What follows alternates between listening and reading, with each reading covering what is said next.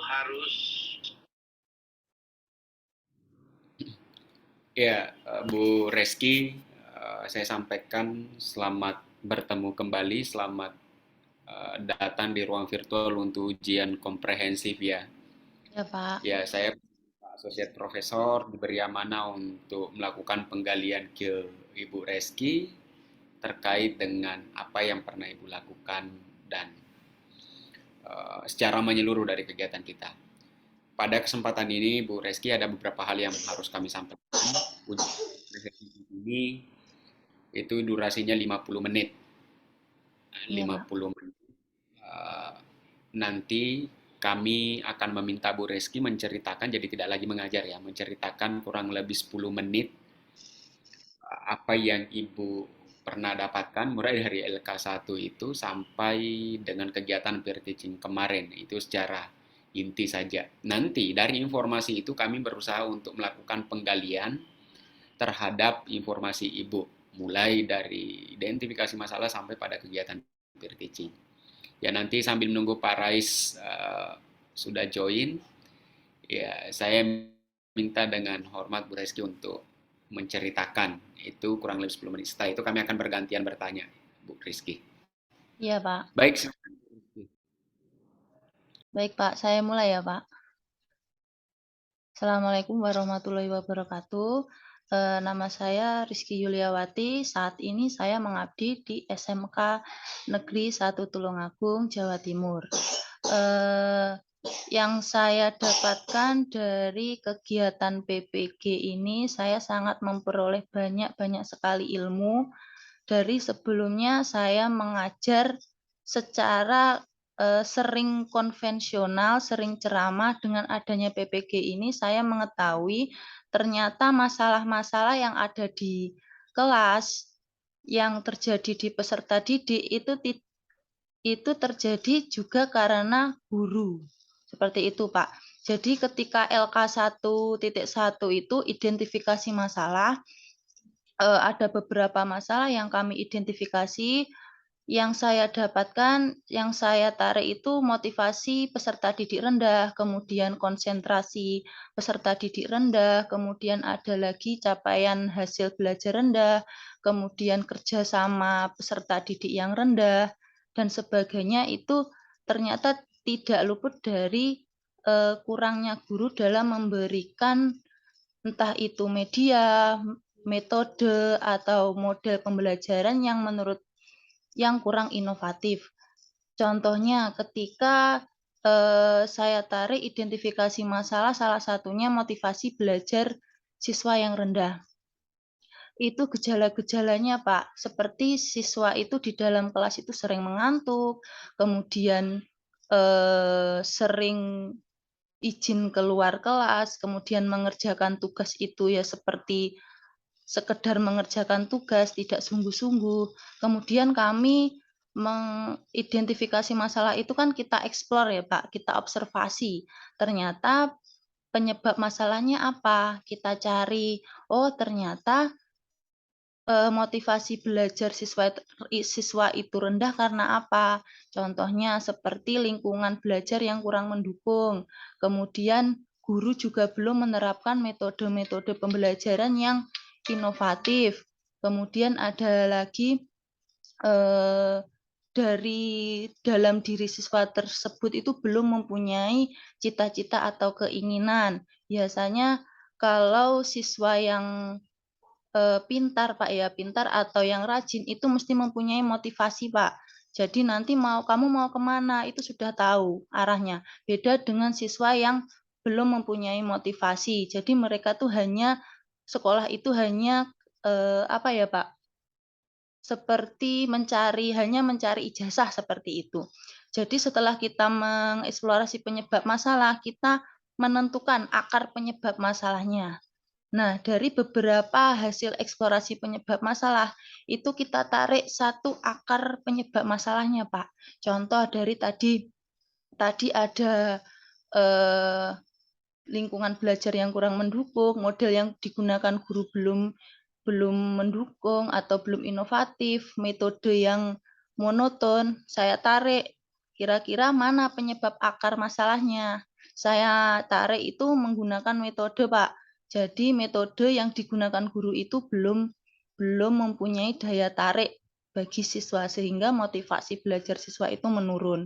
Kemudian setelah kita menentukan akar masalahnya, kita mengeksplorasi alternatif solusinya, Pak. Kira-kira mana solusi yang tepat untuk untuk apa ya, Pak? Untuk memecahkan masalah tersebut, Pak. Jadi bagaimana supaya ada beberapa opsi metode mana yang sekiranya cocok untuk mengatasi motivasi belajar peserta didik yang rendah. Setelah itu, setelah beberapa alternatif solusi kita dapatkan, contoh ada metode diskusi, ada metode ceramah, ada metode gamification, kemudian kami menentukan solusi yang relevan, Pak. Jadi dari entah itu kita cari dari literatur, kemudian dari wawancara, seperti itu, Pak. Kemudian setelah kita menentukan solusi yang relevan, kita tuangkan solusi yang relevan itu ke dalam RPP, Pak, ke dalam rencana aksi. Seperti itu, Pak. Contoh, saya memakai metode diskusi di rencana aksi 1, Pak. Jadi nanti di dalam RPP saya itu metode diskusi itu saya bentuk kelompok, Pak. Jadi ada 3 kelompok belajar. Jadi yang satu kelompok itu terdiri dari siswa yang mempunyai tingkat inteligensi yang tinggi, kemudian kelompok yang kedua rendah, sedang, kemudian yang kelompok ketiga itu yang rendah, Pak. Jadi yang saya inginkan itu nanti kelompok yang 3 atau mempunyai tingkat inteligensi yang rendah itu kan perlu bimbingan ya, Pak. Jadi mau tidak mau mereka itu harus ikut berpartisipasi aktif dalam kegiatan diskusi. Karena biasanya siswa-siswa yang mempunyai tingkat inteligensi rendah atau motivasi rendah, biasanya ketika di dalam diskusi mereka hanya cuma numpang nama seperti itu, Pak. Jadi ketika saya menggunakan metode seperti itu, yang yang saya harapkan nanti siswa-siswa yang mempunyai motivasi rendah atau tingkat inteligensi rendah ini berusaha dan berpartisipasi aktif dalam kegiatan diskusi. Mungkin seperti itu, Pak, kurang lebihnya.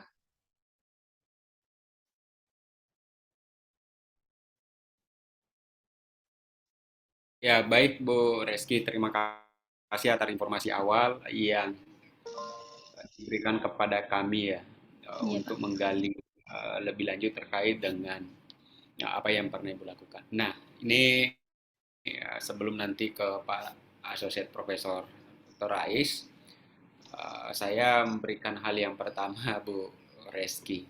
Saat ini Bu Reski bertugas di mana Bu? SMK Negeri 1 Tulungagung, Pak. Oh, Tulungagung. Jawa Timur, iya, Pak. Sejak tahun berapa Bu? 2017 akhir, Pak. 2017 akhir. Iya. Sekarang ada jabatan Bu? Hanya guru mapel sama wali kelas, Pak. Oh, wali kelas. Iya, wali kelas juga. Nah, Bu Reski, Bu Rizky apa Reski sih? Rizky, Pak. Bu Rizky. Iya, Eh, Bu Rizky, kalau peer teaching yang kemarin, saya mulai dari hal yang basic ya. iya, Pak. Peer teaching kemarin, perangkat yang Ibu ambil atau pilih itu membahas terkait apa, Bu? Di penentuan solusinya. Ya, Fokus metode diskusi tadi, Pak. oh, metode diskusi yang Iya, selama ini metode yang ada di sekolahnya Ibu itu apa, Bu? hanya ceramah, Pak. Kalau saya diskusi itu pernah, Pak, tapi jarang sekali. Oh, jarang. Nah, Iya, kalau eh, secara detail, Bu, sampai pada penentuan solusi, Ibu, iya, apa sih Pak. yang menjadi pembeda ketika kita memberikan penentuan solusi, memilihnya metode, atau memilihnya model, atau memilihnya media? Apa sih yang membedakan? Kalau saya kemarin eh, Menurut saya metode diskusi ini membuat siswa jadi berpartisipasi aktif, Pak. Semua siswa berpartisipasi aktif. Sebenarnya bisa kalau model ataupun media, tapi di sini saya dari wawancara, kemudian kajian literatur juga, wawancara kepada kepala sekolah, kemudian kepada pakar, kemudian pengawas, itu disarankan memakai metode diskusi, Pak. Seperti itu, metode diskusi yang tadi, Pak. Jadi nanti dibagi 3 kelompok tersebut. Seperti itu. Jadi dari kajian literatur, kemudian dan wawancara beserta hasil observasi saya. Seperti itu, Pak. Mungkin.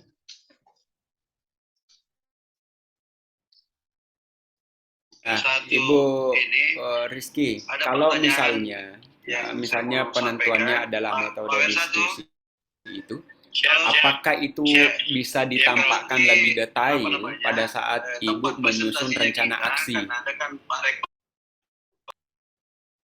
Maksudnya gimana, Pak? Diperlihatkan atau bagaimana? Bagaimana menampakkan metode itu di rencana aksi yang Ibu susun kemarin? Iya. Jadi saya memakai model discovery learning, Pak. Jadi di dalam sintak discovery learning itu saya memakai metode diskusi ketika apa ya, Pak? Pengumpulan data dengan pembuktian itu anak-anak dibentuk dalam kelompok diskusi, Pak. Terus LKPD-nya juga berkelompok, Pak. Dalam sistem kelompok, jadi nanti anak-anak berdiskusi, kemudian mempresentasikan hasil dari diskusinya. Itu, Pak.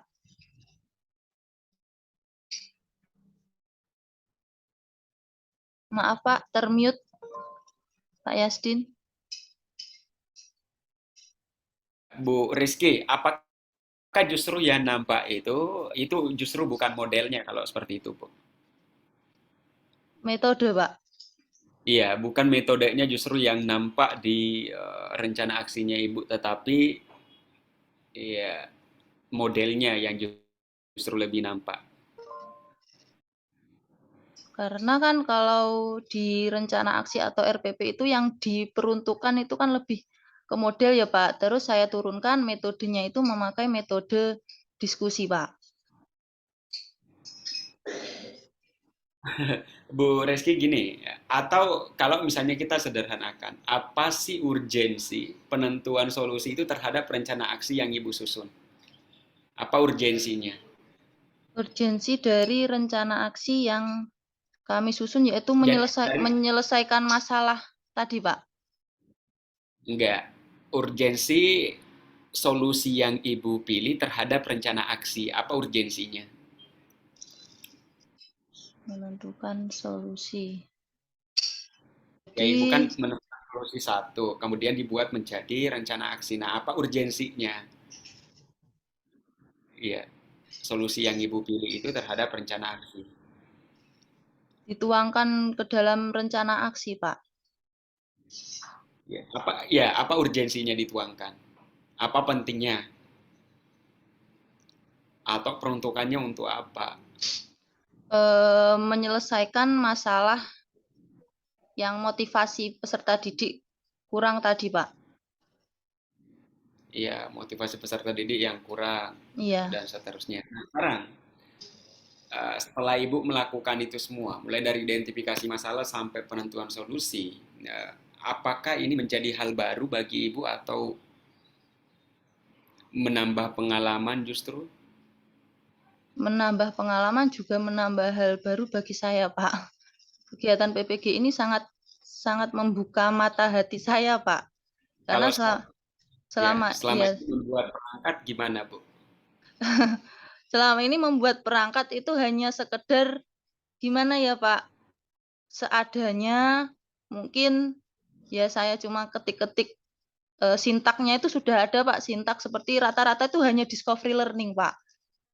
Jadi mendapat contoh RPP dari teman, sintaknya hanya discovery learning dan saya juga tidak membaca dengan detail itu apa sintak-sintak itu Jadi RPP itu hanya apa ya Pak, formalitas kalau saya dulu Pak. Jadi sekedar yang penting saya ke kelas itu bisa mengajar, anak-anak mengerti seperti itu Pak. Video kan gitu Pak. Dari sarana. Jadi setelah PPG ini menambah ilmu saya Pak. Oh ternyata itu buat RPP itu sebenarnya tidak susah. Seperti itu.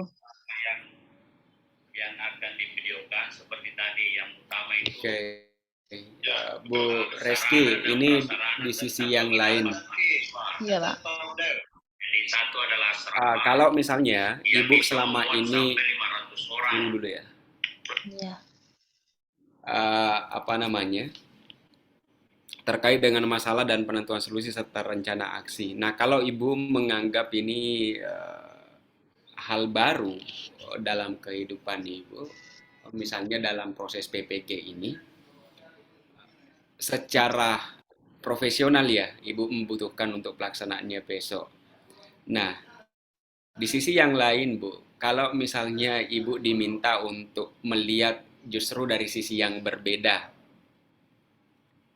ya, dari yang berbeda, apakah Ibu itu sudah merasa menjadi guru yang profesional setelah mengikuti kegiatan PPG ini? Setelah mengikuti kegiatan PPG ya Pak? Ya, Belum Pak. Karena ya saya masih kenapa? harus terus belajar Pak untuk menjadi guru yang profesional. Karena guru profesional itu kan bukan hanya sudah punya serdik berarti profesional, belum Pak. Jadi saya harus mengamalkan ilmu-ilmu saya dari PPG ini untuk kedepannya untuk peserta didik supaya lebih baik. Terus cara mengajar saya perbaiki untuk menjadi yang lebih baik seperti itu.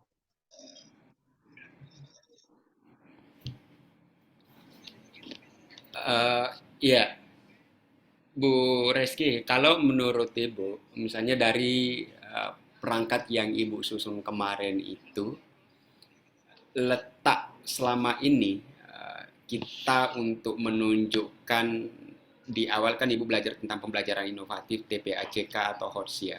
Iya. Itu posisinya di mana Bu untuk menunjukkan semua hal itu? Di dalam rencana aksinya itu ya Pak. Ya. Kalau untuk TPACK itu penyusunan bahan ajar dan LKPD Pak. Selama ini kan bahan ajar saya cuma polosan seperti itu ya Pak. Kemudian di LKPD juga saya hanya dulu itu ketika belum PPG, LKPD saya juga ya polosan, terus hanya memberi tugas tuh lewat papan tulis, menulis papan tulis. Kemudian hanya tidak jarang memakai aplikasi pembelajaran. Terus setelah PPG ini ternyata saya tahu ternyata tuh banyak sekali aplikasi-aplikasi pembelajaran, Pak. Kemudian kemarin saya juga mencoba mengaplikasikan pembelajaran lewat kuisis, Pak. Saya mencoba tuh ternyata anak-anak itu responnya tuh sangat-sangat positif. Wah, Bu, seperti tidak ulangan ya, Bu, kok menyenangkan sekali. Wah, ternyata anak-anak itu sangat sangat suka, seperti itu, Pak. Kemudian, di rencana aksi besok itu saya juga berencana untuk adanya metode gamification. Jadi ada memakai aplikasi Wordwall itu, Pak. Jadi nanti anak-anak belajar sekaligus bermain game, seperti itu, Pak.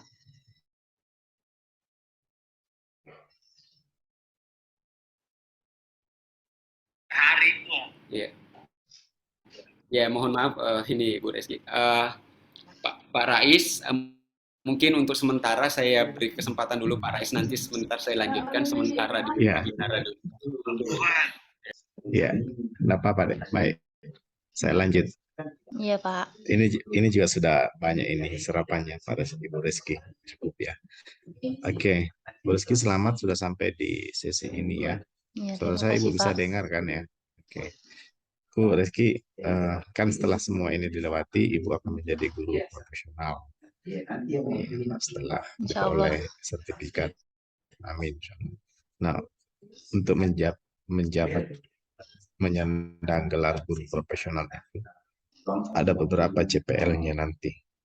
Satu di antaranya adalah harus bisa menjadi guru yang pada saat melaksanakan tugas profesional itu dapat disandang dirinya sebagai guru yang memesona gitu, dengan Iya. sikap cinta tanah air, tegas, disiplin, gitu. Ada soul ya, panggilan jiwa. Nah, menurut yang ada di catatan, satu hal yang dimiliki oleh guru yang memesona itu adalah guru itu harus selalu inspiratif. Inspiratif itu ditandai dengan kalau mengajar itu humoris gitu ya, Bu ya. Saya tidak tahu apakah Ibu bisa menjadi guru yang humoris gitu ya. Boleh nggak? Gimana, Pak? I- Mohon Boleh maaf. nggak Ibu boleh nggak Ibu mempraktekkan bagaimana aura atau bagaimana mimik ekspresi atau tunjukkan ke kami bagaimana menjadi guru yang humoris dalam menyajikan satu pembelajaran. Kalau biasanya Silakan. ketika anak-anak itu apa ya, Pak? Biasanya juga anak itu suka memancing juga, Pak. Ketika pembelajaran mungkin ketika sudah bosan atau apa, itu saya memancing anak-anak juga. Contoh ketika si siapa ya, Pak? Si Purwanto. Purwanto kelihatan ngantuk. Purwanto, kok ngantuk ae? Kok mengantuk terus? Kok mengantuk terus? Coba itu Ya. Coba cuci muka sana biar tambah ganteng, biar kelihatan ganteng gitu kan anak-anak sudah apa ya, Pak? Responnya juga sudah tidak tegang lagi atau gimana gitu, Pak. Mungkin seperti itu, Pak.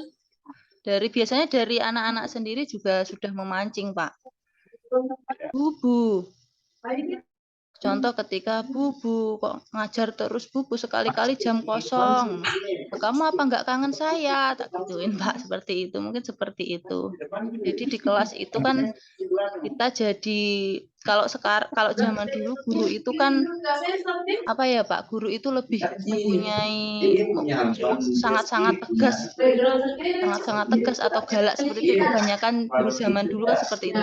Kalau sekarang kan guru lebih ke friendly seperti itu kan, Pak. Kita malah merangkul anak-anak supaya bagaimana caranya anak-anak itu dekat dengan kita tapi tetap ada batasan seperti itu, Pak. Kalau menurut saya seperti itu. Oh, ya. Oke, cukup ya. Ada lagi satu dari 6 ciri guru yang memesona, yaitu interaktif.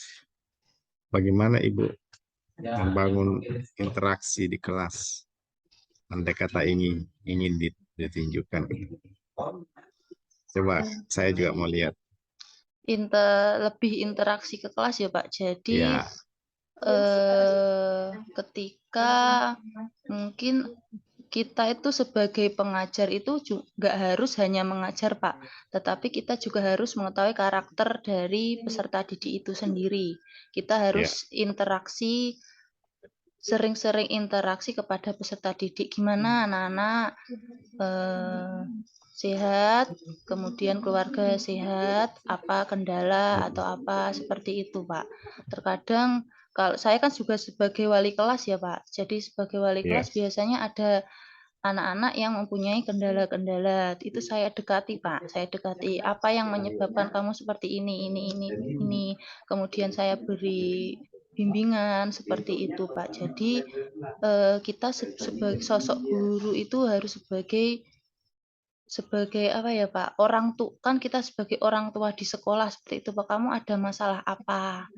Terus ketika pembelajaran kita juga jangan terlalu tegang, Pak. Jadi ya diselingi cerita, kemudian kalau anak-anak bosan kita bercerita, kemudian hal apa yang sekarang yang sedang viral apa anak-anak.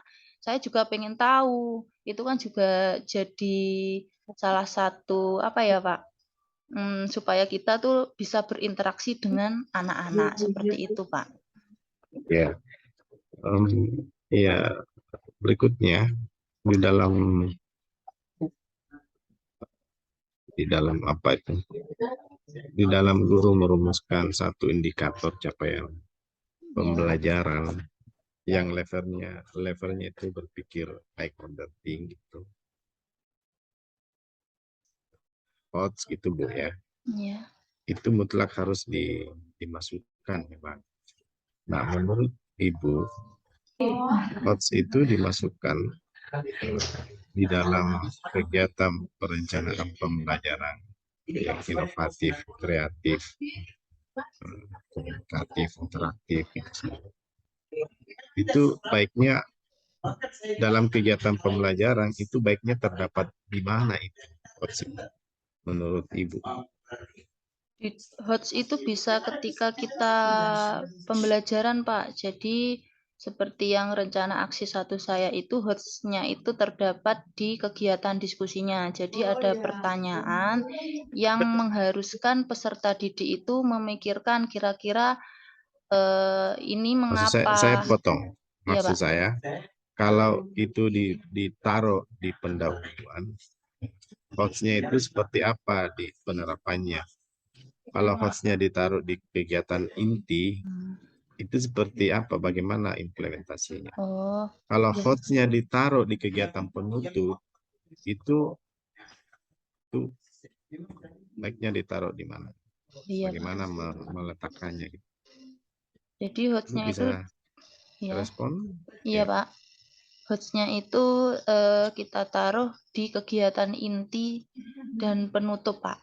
Jadi kalau intinya itu ya tadi kegiatan inti ketika berdiskusi, di situ ada LKPD, di sana ada pertanyaan yang mengharuskan peserta didik untuk berpikir kritis, kemudian bagaimana mereka menentukan solusinya. Kemudian kalau di akhir itu kan nanti ada evaluasi ya Pak. Ada kegiatan assessment. Di situ mungkin tidak semuanya HOTS, tapi paling tidak itu ada beberapa yang soal yang HOTS seperti itu Pak. Iya.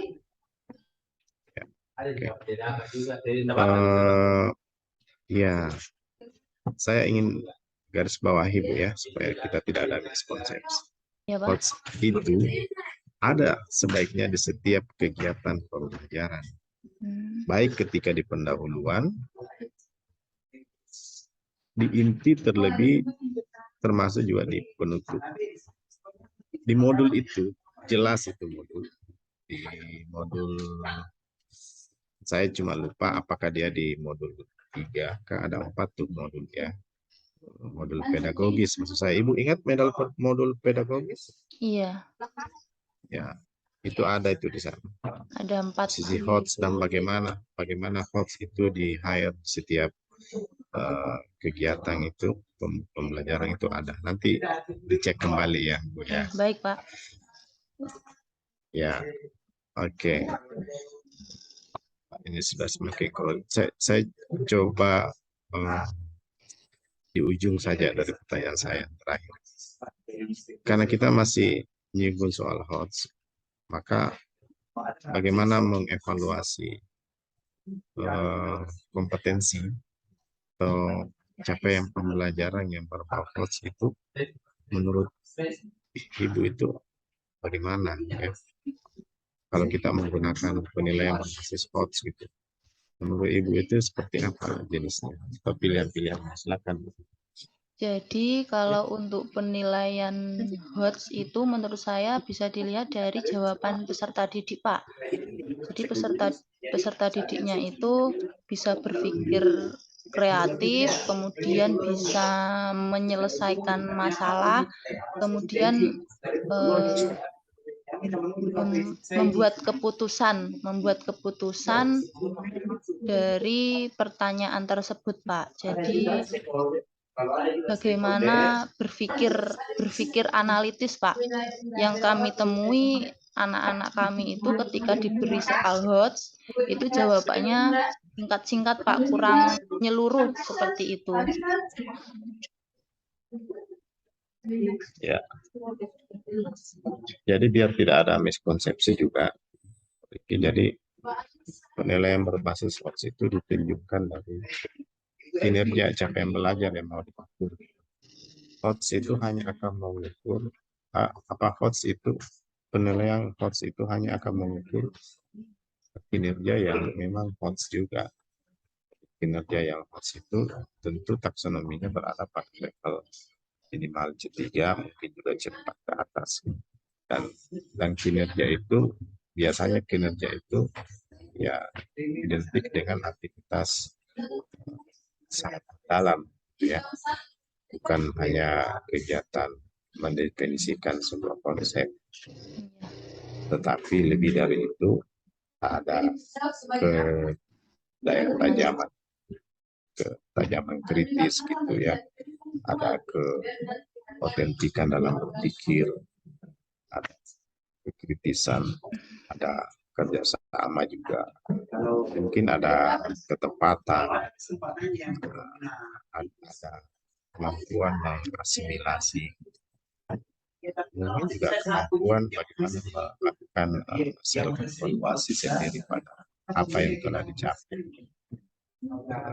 Apalagi kalau dia lebih fokus pada kerjasama tim, itu baiknya tidak lagi ditanyakan tentang kemampuannya, tapi diobservasi terhadap kinerja itu. Rubrikasi itu adalah bagian dari diri penggunaan. Jadi jangan lagi berpikir akan menanyai mereka dengan tanya jawab, baik itu soal-soal pilihan ganda maupun soal-soal Uraian. itu ya. Iya, Pak. Oke. Saya kira itu dari saya, Pak Yasrin, mungkin ya, kita bisa Baik. lanjut. Iya, terima kasih Bapak Asosiat Profesor Muhammad Rais. Kita doakan beliau suaranya semakin hilang dari pagi tadi nih. Pak Hasan mungkin Iya. Iya, Pak. Semoga lekas sembuh, Pak. Ya. Ya, semakin hilang suara beliau. Nah, Bu Rizky, satu dari yang terakhir ini selalu saya tanyakan terkait dengan ada hubungannya dengan kabupaten comot video dari YouTube. Pak Menurut Ibu, apakah itu ngambil video dari YouTube itu bagian dari TPACK atau bukan? Itu bagus di paparan karena menjelaskan si Pamanda itu apa. Iya, Pak. Karena kan itu TPACK teknologi pedagogikal konten, mungkin kontennya, Pak. Jadi mengambil konten dari YouTube tersebut, Pak. Tapi mengambil konten tersebut juga harus disesuaikan dengan materi kita, Pak. Kemarin Pak Rais juga sudah bilang kalau kita mengambil dari YouTube, itu sumbernya juga disertakan. Kemudian kalau bisa sebenarnya membuat sendiri, Pak. Soalnya kalau dari YouTube itu kan kalau ibarat baju itu all size, jadi mungkin tidak sepenuhnya sesuai dengan materi kita. Jadi kalau bisa membuat video pembelajaran sendiri yang sesuai dengan materi kita, seperti itu, Pak.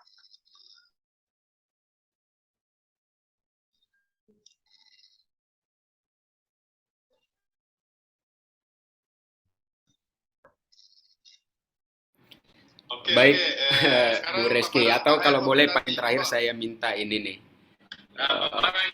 Ibu kalau mendefinisikan TPACK secara sederhana itu seperti apa? Bapak Ibu, Assalamualaikum warahmatullahi TPACK berarti pembelajaran dengan menggunakan teknologi informasi, Pak. Oke.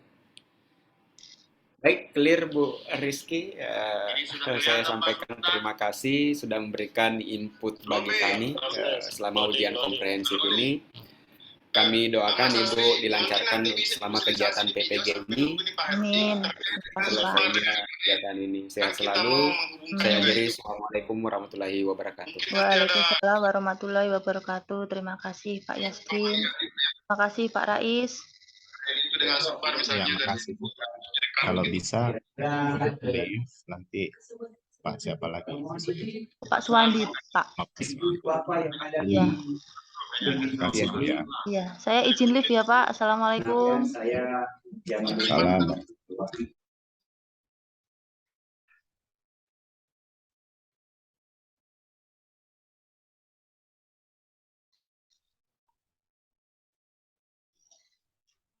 Pak Suwandi. Selesai, Bu. Temu.